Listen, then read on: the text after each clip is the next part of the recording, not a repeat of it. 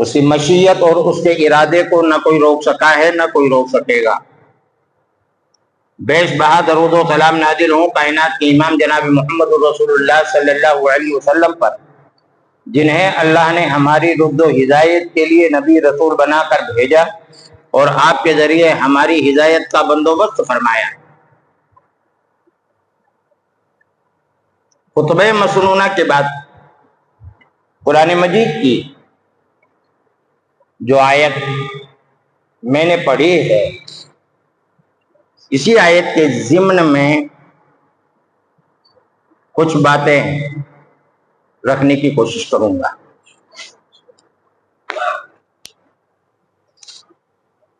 دو لفظ ہیں، ایک لفظ ہے اصلاح اور دوسرا لفظ ہے عقیدہ۔ ان دونوں کو ملا کر کہا جاتا ہے اصلاح عقیدہ۔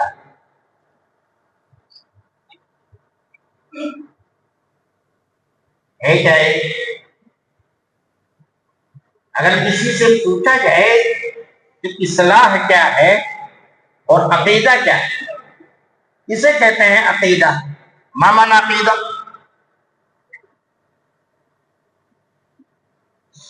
سب سے پہلے اس بات کی وضاحت کر دیتا ہوں، اصلاح کسے کہتے ہیں؟ عربی زبان کا لفظ ہے لفظ اصلاح۔ اصلاح کہا جاتا ہے جیسے کہ ہمارا کپڑا، اس میں کسی نے ریزر مار دی، پتی مار دی یا کنچی مار دی اور یہ پھٹ گیا۔ کیا ہو گیا؟ پھٹ گیا۔ ریزر مارنے سے، کینچی مارنے سے یہ کپڑا پھٹ گیا تو خراب ہو گیا نہیں؟ اب ہم کیا کرتے ہیں کہ اس کپڑے کے رفو کرتے ہیں، اور رفو کرنے کا نام یہی اصلاح۔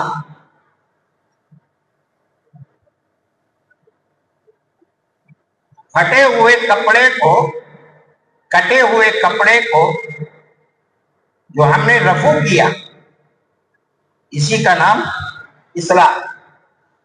اب اس چیز کو سمجھنے کے لیے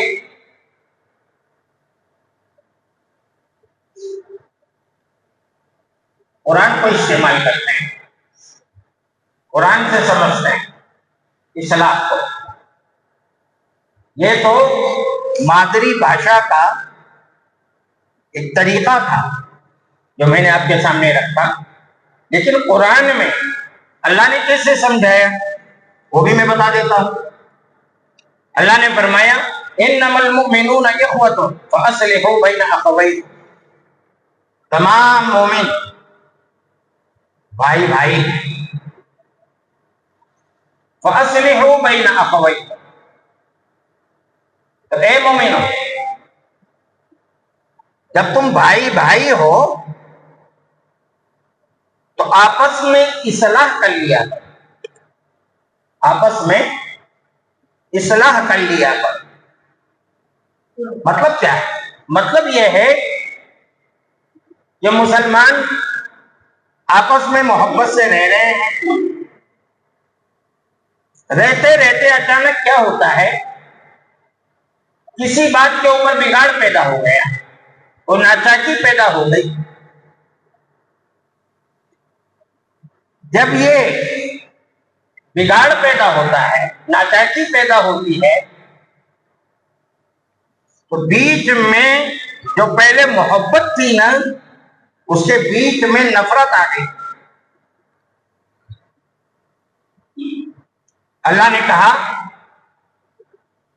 کہ یہ جو نفرت بیچ میں آ گئی محبت کی جگہ، اب تم اس نفرت کی جگہ محبت کو لاؤ، محبت سے بدلو اس نفرت کو۔ یہی اصلاح کیا ہے؟ یہی اصلاح ہے۔ اب ایک آیت اور رکھ دیتا، وَإِنْ خِفْتُمْ شِقَاقَ بَيْنِهِمَا فَبَعَثُوا حَكَمًا مِّنْ أَهْلِهِ وَحَكَمًا مِّنْ أَهْلِهَا إِنْ يُرِيدَا إِصْلَاحًا يُوَفِّقِ اللَّهُ بَيْنَهُمَا۔ اللہ تعالیٰ نے فرمایا کہ دنیا کے اندر ہم نے یہ قانون بنایا ہے، شادی والا جب نکاح ہو جاتا ہے تو میاں بن جاتا ہے اور بیوی بن جاتی ہے، ایک طرف مرد شوہر بن جاتا ہے اور عورت جو ہے اس کی بیوی بن جاتی ہے۔ کائنات میں سب سے زیادہ لطیف اگر کوئی رشتہ ہے تو وہ میاں بیوی کا رشتہ ہے، اور یہ رشتہ ایسا رشتہ ہے جس کے بارے میں اللہ نے فرمایا ہن لباس لکم وانتم لباس لہن، یعنی مرد عورت کا لباس ہے اور عورت مرد کا لباس ہے۔ جیسے ہم نے کرتا اور پاجامہ پہن رکھا ہے نا، ایسے ہی ہیں دونوں میاں بیوی۔ کیا ہیں؟ یہ لباس ہے۔ میاں بیوی کیا ہے؟ لباس ہے۔ اب ظاہر ہے جب میاں بیوی لباس ہے تو لباس کبھی کبھی پھٹ جاتا ہے، کبھی پاجامہ پھٹ جاتا ہے تو کبھی قمیص پھٹ جاتا ہے۔ پھٹتا تو ہی نا لباس، کون سا ایسا لباس ہے جو پھٹتا نہیں؟ لباس میں بعض دفعہ شگاف پیدا ہو جاتا ہے، لباس پھٹ جاتا ہے۔ پھٹنے کی صورت میں مرد کہتا ہے کہ میں اس عورت کے ساتھ نہیں رہوں گا بھائی، دوسری طرف بیوی کہتی ہے کہ میں اس آدمی کے ساتھ نہیں رہوں گی۔ تو اللہ تعالیٰ نے فرمایا یہ لباس پھٹ گیا۔ لباس تو ہے لیکن لباس کیا ہو گیا؟ پھٹ گیا ہے۔ اب کرنا کیا ہے تمہیں؟ تو اللہ تعالیٰ نے فرمایا کہ کئی لوگوں کو لڑکے والوں کی طرف سے متعین کیا جائے اور کئی لوگوں کو لڑکی والوں کی طرف سے متعین کیا جائے۔ جناب یہ دونوں آ گئے، اب آنے کے بعد ان کو کرنا کیا ہے؟ ان کو کرنا یہ ہے کہ سب سے پہلے نزاع کی جو بنیاد ہے، جھگڑے کی جو بنیاد ہے، اس کو معلوم کرنے کی کوشش کریں کہ بھئی یہ جھگڑا کس بات کا ہے، لڑائی کس بات کی ہے، اس کی بنیاد کیا ہے، یہ معلومات کریں وہ دونوں پکش۔ سمجھے؟ اور جب ان کو یہ پتہ چل جائے، ریزن تک وہ پہنچ جائے کہ اس کا کارن کیا ہے، وہاں تک پہنچنے کے بعد پھر ان کو کیا کرنا ہے؟ دونوں پکشوں کی طرف سے جو انیک لوگ آئے ہیں ان کو کرنا یہ ہے کہ یہ جو شگاف پڑ گئے ہیں نا لباس میں، اس کی ریپیئرنگ کریں گے۔ کیا کریں گے؟ ریپیئرنگ کریں گے، اور ریپیئرنگ کرنے کے بعد ان دونوں کو ملا دیں۔ ارے بھائی جیسا وہ قمیص پھٹ گیا تھا یا کٹ گیا تھا اس کو پھینک تھوڑی دیا گیا، رفو کری نا اس کی۔ تو کہا کہ اگر تمہارے اس لباس میں کٹنگ ہو جائے، پھٹ جائے، شگاف پڑ جائے، ارے ڈائریکٹ طلاق مت دے دیا کرو، اس کی رفو کر لیا کرو۔ کیا کر لیا کرو؟ رفو کر لیا کرو۔ اس رفو کو بھی اللہ تعالیٰ نے اصلاح کا نام دے کر کے قرآن میں بیان کیا ہے۔ اِن یریدا اصلاحا युवफ़्फ़िक़ अल्लाहु बैनहुमा। समझ गए? एक आयत से वहां समझा दिया और दूसरी आयत से यहां समझा दिया। अब और समझा देता हूं थोड़ा। हदीस के अंदर है इस्लाह का लफ्ज़, नबी अकरम सल्लल्लाहु अलैहि वसल्लम ने क्या फरमाया, अला व इन्ना फिल जसदि मुद्गतन इज़ा सलुहत सलुहल जसदु कुल्लु व इज़ा फसदत फसदल जसदु कुल्लु।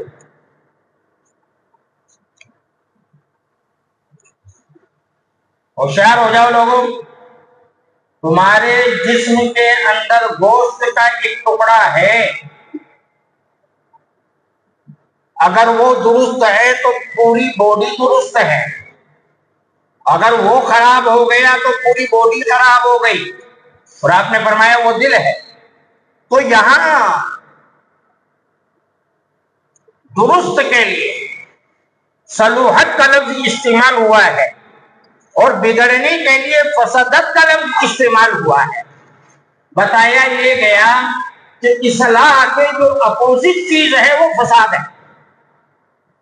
इस हदीस से नुक्ता मिल गया, मिला कि नहीं मिला? इज़ा सलुहत सलुहल जसदु कुल्लु व इज़ा फसदत फसदल जसदु कुल्लु। सलुहत से इस्लाह और फसदत से फसाद, यानी इस्लाह के मुकाबले में अपोजिट बरअक्स चीज क्या है? फसाद है। किसी चीज का खराब हो जाना, किसी चीज का बिगड़ जाना, यह फसाद है।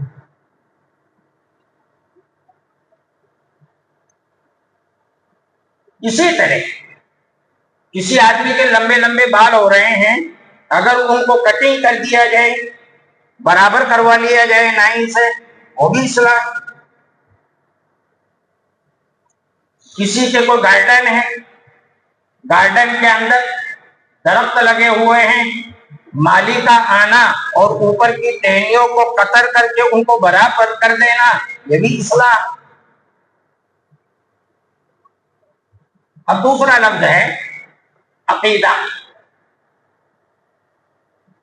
अकीदा, इस्लाह तो समझ गए, अब अकीदे को भी समझ लो। अकीदा किससे कहते हैं? अकीदा ये उक़द से है। अकीदा किससे है? उक़द से है अरबी ज़बान में, जिसका मतलब होता है किसी चीज को बांधना, किसी चीज को बांधना, किसी चीज के गिरहे लगाना, बोलते हैं ना गांठ मारना, इसको उक़द कहा जाता है। अरबी में क्या कहा जाता है? इसको उक़द कहा जाता है। जैसे घोड़ा है, उसकी गर्दन के अंदर आपने रस्सी बांध दी, डाल दी, और उसके बाद एक खूंटे के साथ उस रस्सी को आपने बांध दिया। तो ये जो आपने गांठ मारी है ये तो उक़द है और ये घोड़ा अकीदा है। समझ गए आप? अरे भाई ये जो आपने गांठ मारी है, ये गांठ क्या है? ये उक़द है, और ये जो घोड़ा है ना, ये अकीदा है।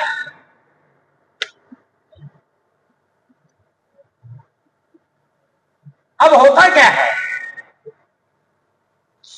इंसान का जो दिल है, इंसान का जो ज़मीर है, अब जैसे ये घोड़े के गर्दन में रस्सी डाल दी गई और फिर खूंटे से बांध दिया गया, तब ये घोड़ा उस रस्सी के दायरे और खूंटे के दायरे के अंदर ही रहेगा, उससे बाहर वो नहीं जा सकता।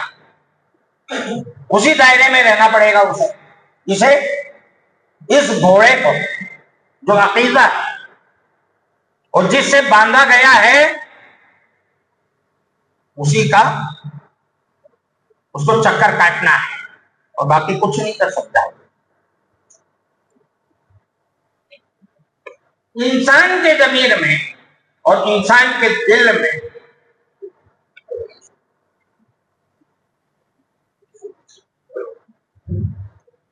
کوئی چیز کو باندھ دیا گیا، کوئی چیز کو باندھ دیا گیا،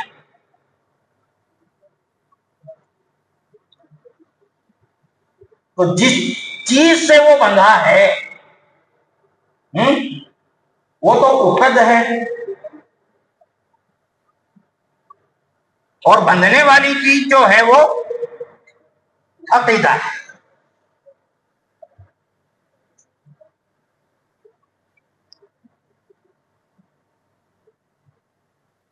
اب یہ عقیدہ جو انسان کے ضمیر میں، انسان کے دل میں عقد کی شکل میں باندھا گیا ہے، یہ اچھا عقیدہ بھی ہو سکتا ہے اور یہ خراب عقیدہ بھی ہو سکتا ہے۔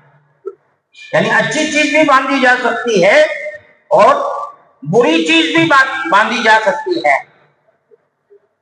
مثال کے طور پر وہاں گھوڑے کو باندھا گیا تو ہو سکتا ہے کہ کتے کو بھی باندھا جا سکتا ہے۔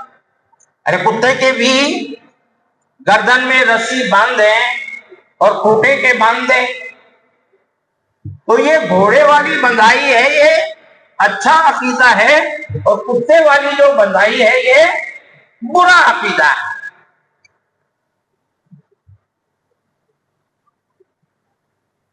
اب اس بات کو سمجھنے کے لیے، اس بات کو جاننے کے لیے ہم چلتے ہیں اللہ کے نبی جناب محمد رسول اللہ صلی اللہ علیہ وسلم کے حدیث کی طرف۔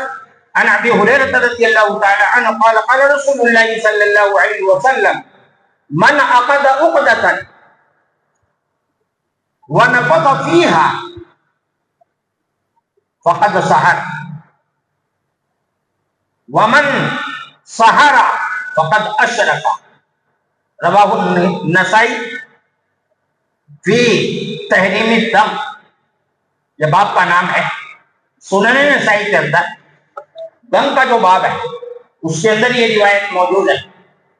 اللہ کے نبی جناب محمد رسول اللہ صلی اللہ علیہ وسلم نے فرمایا من عقد عقدۃ، کسی آدمی نے گانٹھ باندھی، کیا کیا؟ گانٹھ باندھی۔ اب گانٹھ باندھتے وقت اس نے اس پر چھو کیا، کیا کیا؟ چھو کیا، یعنی اس کے اوپر منتر پڑھ کر،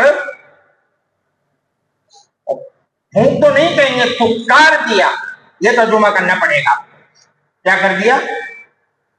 تھپکار دیا۔ نفثہ کا جو ترجمہ ہے وہ تھپکارنے کے معنی میں ہوتا ہے، اور پھونکنے کے معاملے میں جو لفظ آتا ہے وہ نفخ ہے۔ نفخ ینفخ، جس کا مطلب ہوتا ہے پھونکنا، اور وہ جو لوہار والی دھکنی آتی ہے نا اس کو منفاخ کہتے ہیں عربی میں۔ کیا کہتے ہیں اس کو؟ منفاخ۔ لوہار چمڑے کی وہ بنی ہوئی ہوتی ہے دھکنی، اس کو جب ایسے ایسے کرتا ہے تو ہوا لے کر کے وہ کوئلے آگے جلاتی ہے کہ نہیں جلاتی ہے، اس کو منفاخ کہتے ہیں۔ تو نبی اکرم صلی اللہ علیہ وسلم نے فرمایا کہ جس نے یہ گانٹھ باندھی اور گانٹھ باندھنے کے بعد اس نے پھٹکارا یا چھو کیا، فقد سحر، تو اس نے یہ جادو کیا۔ ومن سحر فقد اشرک، اور جس نے جادو کیا وہ مشرک ہو گیا۔ کیا ہو گیا؟ وہ مشرک ہو گیا۔ اب بات سمجھ میں آئی کہ نہیں آئی؟ ارے بھائی مشرک کو کس کے ساتھ میں، عقدہ کے ساتھ میں جوڑا کہ نہیں جوڑا؟ نبی اکرم صلی اللہ علیہ وسلم۔ اس حدیث پر میں بحث نہیں کروں گا اس وجہ سے کہ یہ ایک الگ ٹاپک بن جائے گا۔ میں نے لفظ عقد جو ہے عقیدہ، اس کو سمجھانے کے لیے اس حدیث کو آپ کے سامنے رکھا ہے۔ یہ کپڑا ہے، یہ رسی ہے، اس سے گانٹھ ماری گئی ہے، تو جس سے گانٹھ ماری گئی ہے یہ عقیدہ ہے، اور جس نے، اور یہ جو گانٹھ ہے یہ عقد ہے۔ کیا ہے یہ؟ عقد ہے۔ اب آتا ہوں میں اصلی بات پہ۔ اب آپ کو دونوں لفظ میں نے سمجھا دیے، اصلاح بھی سمجھا دیا اور عقیدہ بھی سمجھا دیا۔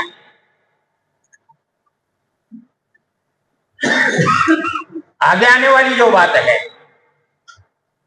اس پر کان دھر لینا، صدیق ہو کر کے اس کو سمجھ لینا، بہت اہم پوائنٹ ہے۔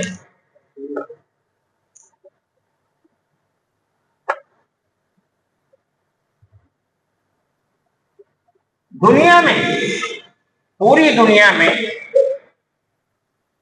سب سے زیادہ تعداد جس مذہب کے ماننے والے لوگوں کی ہے وہ نصرانی، عیسائی، کرسچین ہیں۔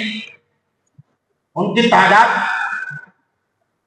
پوری دنیا میں نمبر 1 پر ہے۔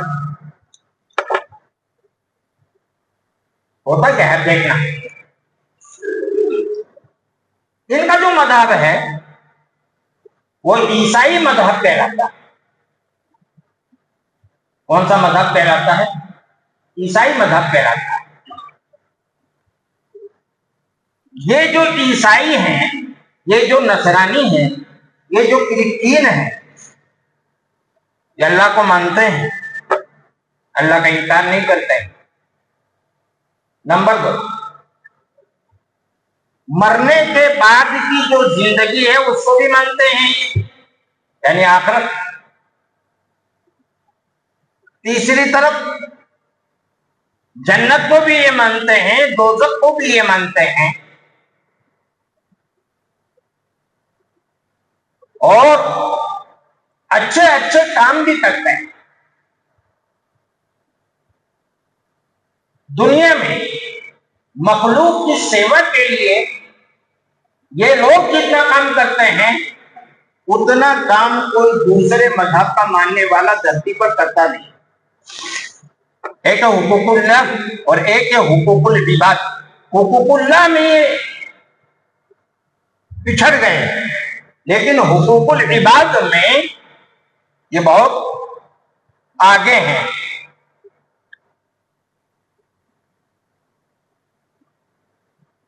لیکن اللہ تعالیٰ نے فرمائے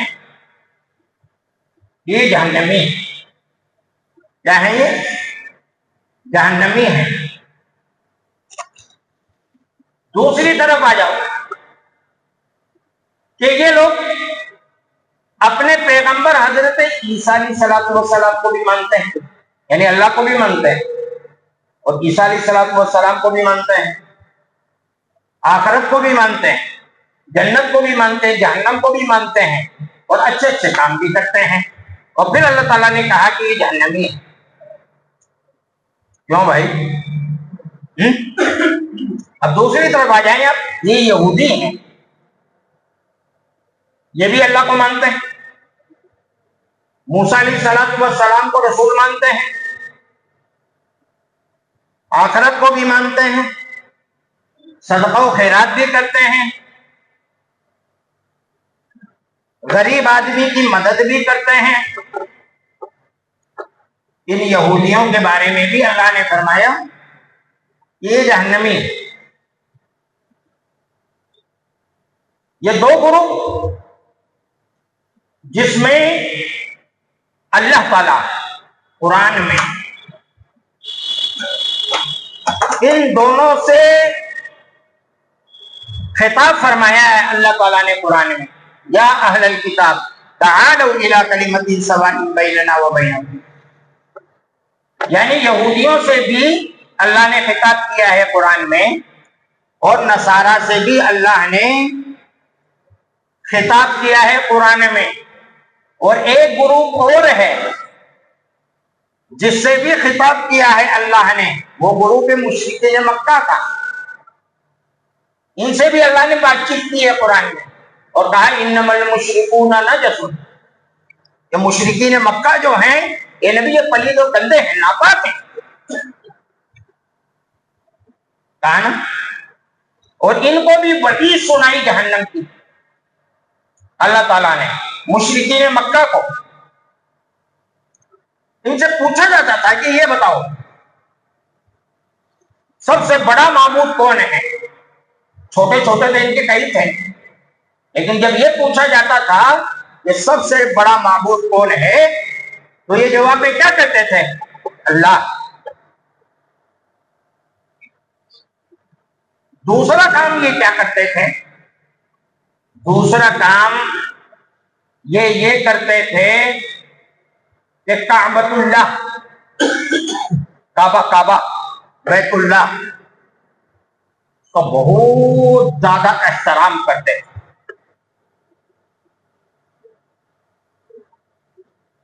اللہ کو معبود اعلیٰ بھی مان رہے ہیں، نمبر ایک۔ نمبر دو، اللہ کا سب سے بڑا گھر روئے زمین کے اوپر کوئی ہے تو وہ کعبۃ اللہ ہے، بیت اللہ ہے، اس کا یہ احترام کر رہے ہیں۔ کعبہ کا طواف کرتے تھے، کعبہ کا کیا کرتے تھے؟ طواف کرتے تھے۔ اور بتاؤں،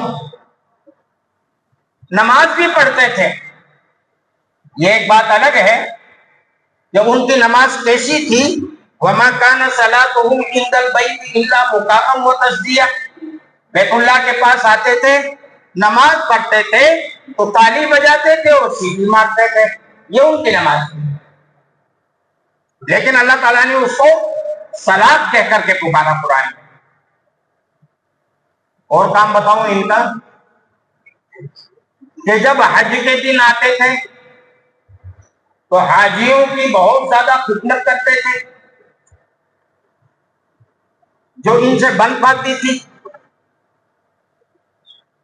زمزم کا پانی پلاتے تھے، آب زمزم کھینچ کھینچ کر کے حاجی لوگوں کو۔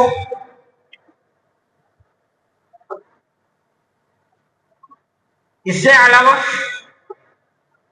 خالق اللہ کو مانتے تھے کہ سب کو پیدا کرنے والا کون ہے؟ خالق اللہ۔ رزق دینے والا کون ہے؟ رازق، تو کہتے تھے کہ اللہ۔ اب ایک بات بتاؤ ہے لوگ، اللہ کو معبود اعلیٰ ماننا، کعبۃ اللہ کا احترام کرنا، کعبے کے طواف کرنا، حاجیوں کی خدمت کرنا، حاجیوں کو زمزم کا پانی پلانا، سقایا کا کام کرنا، اور اللہ کو رازق ماننا، اللہ کو خالق ماننا، یہ صحیح عقیدہ ہے کہ نہیں؟ یہ بولو، ہے نا؟ یہ بتاؤ کہ یہ جو چیز ہے میں نے آپ لوگوں کے سامنے رکھی ہے، آپ کو کوئی گڑبڑ نظر آ رہی ہے کہ یہاں؟ پھر اللہ نے کیوں کہا کہ یہ جہنم ہے؟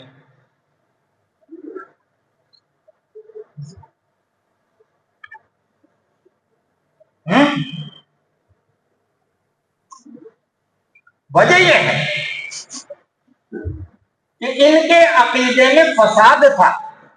کس میں فساد تھا؟ ان کے عقیدے میں فساد تھا، ان کے نصرانیوں کے، یہودیوں کے اور مشرکین مکہ کے۔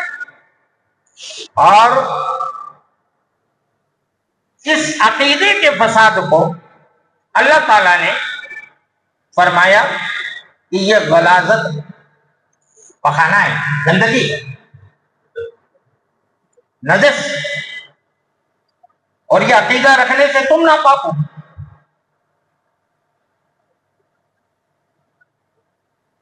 بات سمجھ میں آ گئی؟ اللہ کے نبی جناب محمد رسول اللہ صلی اللہ علیہ وسلم تشریف لائے اور آپ نے 13 برس تک عقیدے کی پڑھائی کرائی صحابہ کرام. اس کی پڑھائی کرائی 13 برس تک عقیدے کی پڑھائی کرائی مکی زندگی میں. کورس عقیدے کا کتنا لمبا کیا اللہ نے؟ 13 سال کا.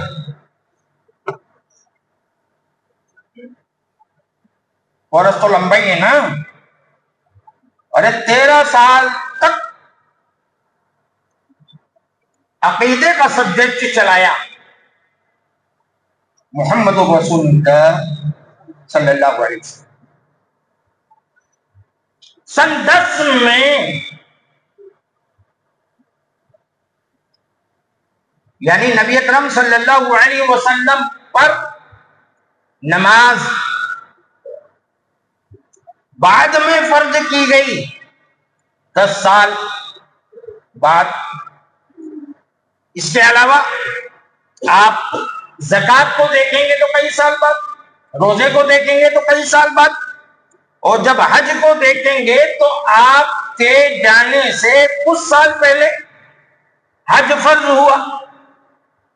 بات سمجھ رہے ہو کہ نہیں سمجھ رہے ہو جو میں سمجھا رہا ہوں؟ اور 13 سال کہاں لگائے عقیدے کے سبجیکٹ پر؟ کون سے سبجیکٹ پر لگائے 13 برس؟ عقیدے کے سبجیکٹ پر لگائے.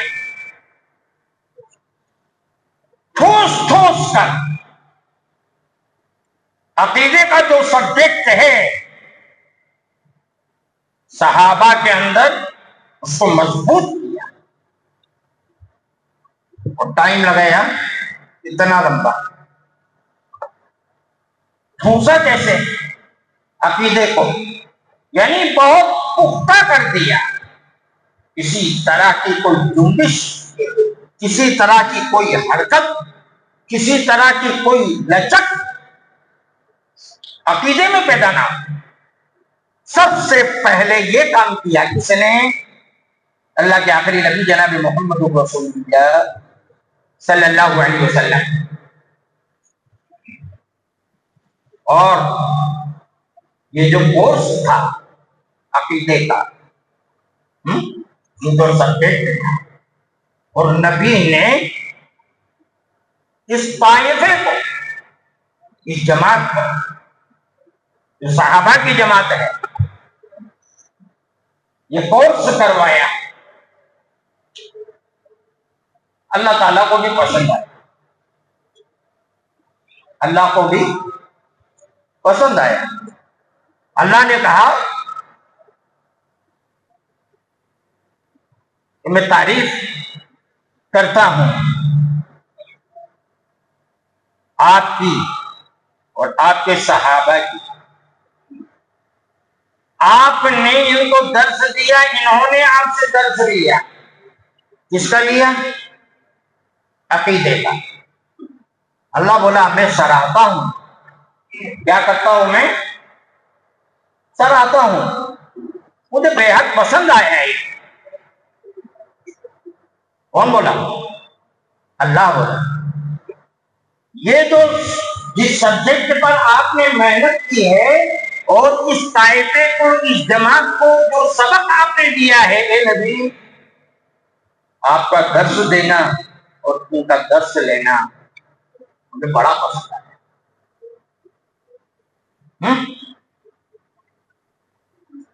اور اللہ نے فرمایا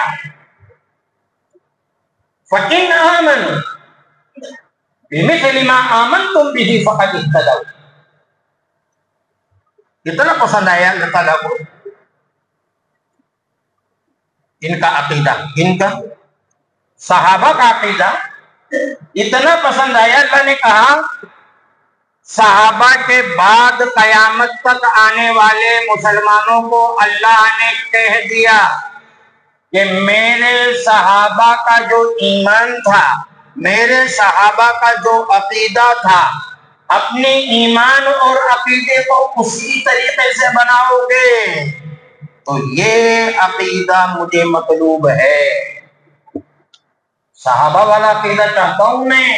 اللہ نے کہا ایمان صحابہ والا چاہتا ہوں میں. تمہاری مرضی کی نہیں چلے گی. میں بھی مومن تو بھی مومن, تو بھی حاجی میں بھی حاجی ہے, تو بھی جنتی میں بھی جنتی, یہ نہیں چلے گا. تمہاری عقیدے اور ایمان کی ایک ایک بات کس سے ملنا چاہیے؟ صحابہ سے ملنا چاہیے. فَإِنْ آمَنُوا بِمِثْلِ مَا آمَنْتُمْ بِهِ فَقَدِ اهْتَدَوْا. اور جب صحابہ جیسا ایمان اور عقیدہ تمہارا ہو جائے گا تو یہی تو مجھے مطلوب ہے, یہی چاہتا ہوں میں. پھر ہدایت یافتہ لوگوں کی جو فہرست ہے اس میں تمہارا نام لکھ دوں گا. فقط اہتدوا کہ تم ہدایت پر ہو. ہدایت کا جو مطلق نام لیا اللہ تعالیٰ نے وہ یہ لیا کہ صحابہ کا جو عقیدہ, صحابہ کا جو ایمان ہے, ایسا ایمان بناؤ, ایسا عقیدہ بناؤ, تب کام چلے گا. ورنہ کام چلنے والا نہیں ہے. یہاں تک کی بات کو سمجھ لی نا. اب کان کھول کر کے سنو. وہ آیت جو میں نے ابھی خطبے کے شروع میں پڑھی تھی اس پر آ جاؤ. اللہ فرماتا ہے ان اللہ لا یغفر ان یشرک به ویغفر ما دون ذلک لمن یشاء ومن یشرک باللہ فقد ضل ضلالا بعیدا.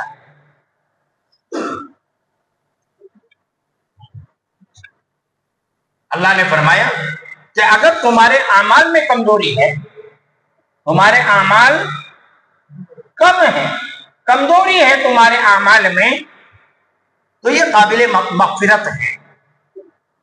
سنو, یہ قابل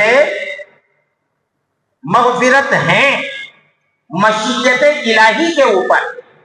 کس کے اوپر؟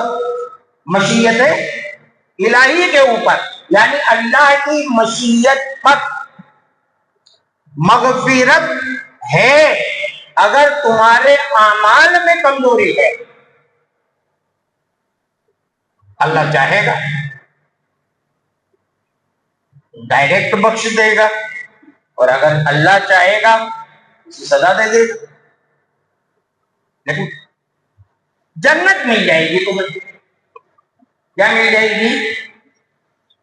جنت مل جائے گی تمہیں. اور اگر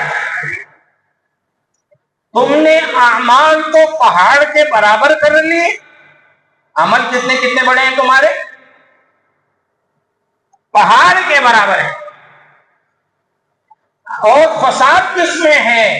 عقیدے میں ہے. اللہ نے فرمایا کوئی کمپرومائز نہیں ہوگا, ڈائریکٹ جہنم میں جھونک دیا جائے گا. کوئی کمپرومائز نہیں ہوگا. اور ڈائریکٹ کہاں جھونک دیا جائے گا؟ جہنم میں جھونک دیا جائے گا. اور اللہ نے فرمایا ایسے آدمی سے اللہ بات تک نہیں کرے گا, کلام تک نہیں کرے گا. اعمال کی کمزوری اگر ہے تو بتا دیا گیا کہ مشیت الہی پر ہے, وہ قابل مغفرت ہے, اللہ بخش دے گا اس کو. لیکن اگر عقیدے میں بگاڑ ہے تو معاملہ سارا گڑبڑ ہے, کچھ ہونے والا نہیں ہے. چاہے جتنی نماز ہو, چاہے جتنے روزے ہوں, چاہے جتنی حج ہو, چاہے جتنے زکات ہو, آپ نے دنیا میں رہ کر کے اتنے بڑے بڑے اعمال کر لیے کہ تو پہاڑوں کے برابر چلے گئے. اللہ نے فرمایا وَقَدِمْنَا إِلَىٰ مَا عَمِلُوا مِنْ عَمَلٍ فَجَعَلْنَاهُ هَبَاءً مَنثُورًا. جیسے آندھی کے اندر ریت کا کوڑا اڑتا ہے اس طریقے سے اللہ پکیر کر کے تمہارے عملوں کو اڑا دے گا, ختم کر دے گا. بات سمجھ میں آ رہی کہ نہیں آ رہی ہے؟ ارے حضرت آج محنت کس چیز پہ کی جا رہی ہے؟ اعمال کے اوپر زور دیتے ہیں اور عقیدے پر نہیں دیتے ہیں۔ چلے گا عقیدے میں بگاڑ چلے گا لیکن اعمال میں بگاڑ نہیں چلے گا۔ لیکن شریعت کا مطالعہ کرنے کے بعد اس بات کا پتہ چلا کہ اگر عقیدے میں خرابی ہے، اگر عقیدے میں بگاڑ ہے، وہ چلنے والا نہیں ہے، اور اگر عمل میں کہیں کوتاہی ہے، بندہ